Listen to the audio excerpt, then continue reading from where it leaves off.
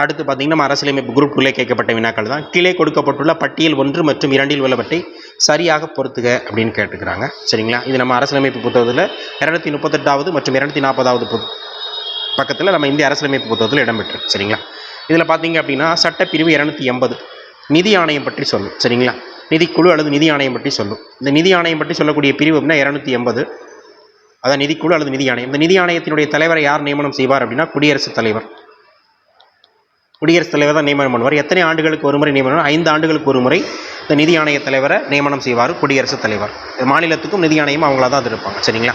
இதில் பஞ்சாயத்துகளுக்கு நிதி ஆணையம், பஞ்சாயத்து நிதி ஆணையம்னா 243I, நகராட்சி நிதி ஆணையம் 243Yன்னு இருக்கும். இந்த நிதி ஆணையத்தின் பரிந்துரையின் அடிப்படையில் தான் மத்திய நிதி அமைச்சகம் நிதிகளை ஒதுக்கீடு செய்யும். அப்படி சட்டப்பிரிவு 263 மாநிலங்களுக்கான குழுக்களை பற்றி சொல்லும். சரிங்களா?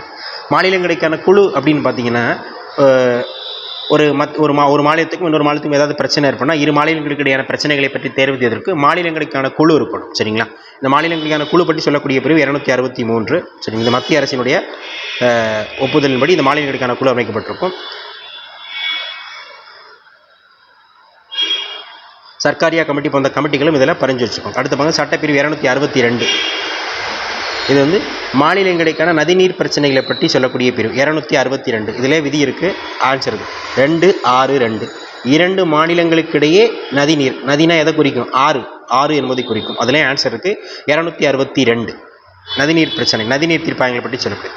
சட்டப்பிரிவு 279A சரக்கு மற்றும் சேவை வரி குழு பற்றி சொல்லும். சரிங்களா? ஜிஎஸ்டி கவுன்சில் பற்றி சொல்லக்கூடிய கவுன்சில் குழுன்னு சொல்லுவாங்க. 249, 269A அந்த 3 விதிகளுமே ஜிஎஸ்டி பற்றி தான் சொல்லும். சரிங்களா? 279A பொருட்கள் சரக்கு மற்றும் சேவை வரின்னு சொல்லுவாங்க. அது கவுன்சில், ஜிஎஸ்டியோட கவுன்சில் அப்படின்னு சொல்லுவாங்க. இதில் 249A 269A எல்லாமே இந்த ஜிஎஸ்டியை பற்றி தான் இதில் சொல்லும். இது பார்த்தீங்கன்னா கொஞ்சம் எளிமையான கொஸ்டின் தான். கண்டிப்பாக விதிகளும் அதனுடைய விளக்கங்களும் தெரிஞ்சிருக்க வேண்டும்.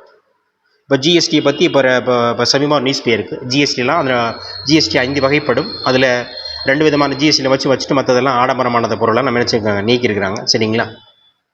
5, 18 மட்டும் வச்சுட்டு இந்த 12, 28 நம்ம நீக்கி